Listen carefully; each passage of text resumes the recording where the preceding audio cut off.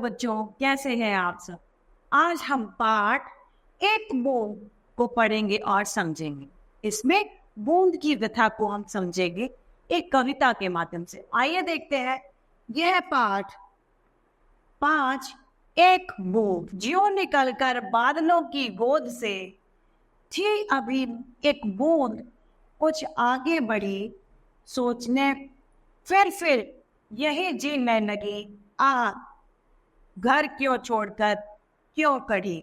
अभी वो जैसे ही बादलों से एक बूंद वर्षा के रूप में निकलती है तो वह सोचती है कि मैं बादलों की गोद से क्यों निकल कर आई हूं, घर को छोड़कर क्यों आगे बढ़े हूं। आगे है, देव मेरे भाग्य में क्या बदा, मैं बचूंगी या मिलूंगी धूल में, याद लूंगी फिर अंगारे पर किसी, चू पड़ूंगी या कमल के फूल में। अब वो कह रही है, या मैं किसी, मेरे भाग्य में क्या लिखा है भगवान, क्या मैं बचूंगी मतलब बूंद ही बनी रहूंगी, या मैं धूल यानी मिट्टी में मिल जाऊंगी, या फिर जलूंगी किसी जलते हुए अंगारे पर गिरकर बुझ जाऊंगी, या मैं किसी कमल के फूल पे उनके उस पे निखार ला दूंगी। आ गई उस काल में ऐसी हवा,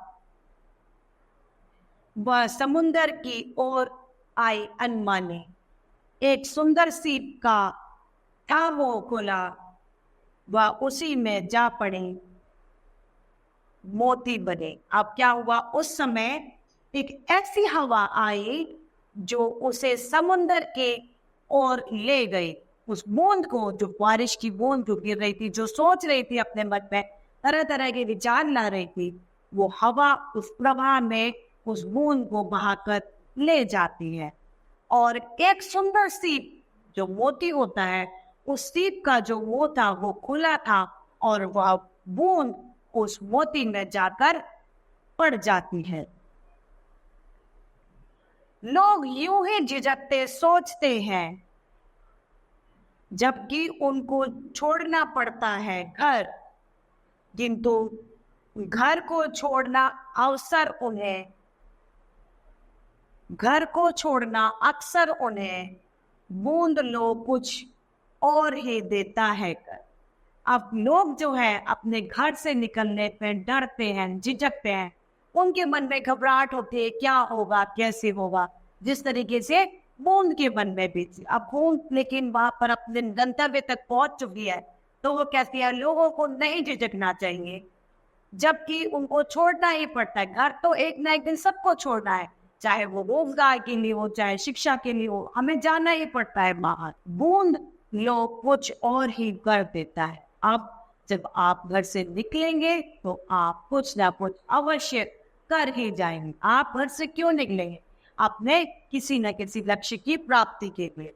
जब आप घर से निकलेंगे और प्रयत्न करेंगे तो आपका लक्ष्य आपको स्वतः ही अवश्य मिल जाए। इस तरीके से इस बूंद की एक छोटी सी व्यथा हमें सुनने को मिलती है कि उसके मन में निकलने से पहले क्या क्या भाव आ रहे थे, और जब वो एक सुंदर से सीप के मुंह में जाकर मोती पर सज गई तो वह कितने खुश हो। इस तरीके से हमारा ये पाठ एक बूंद समाप्त होता है। मुझे आशा है आप सभी को ये बूंद नाम की कविता भली भांति समझ में आई हो। आज के लिए इतना ही, फिर मिलते हैं। धन्यवाद।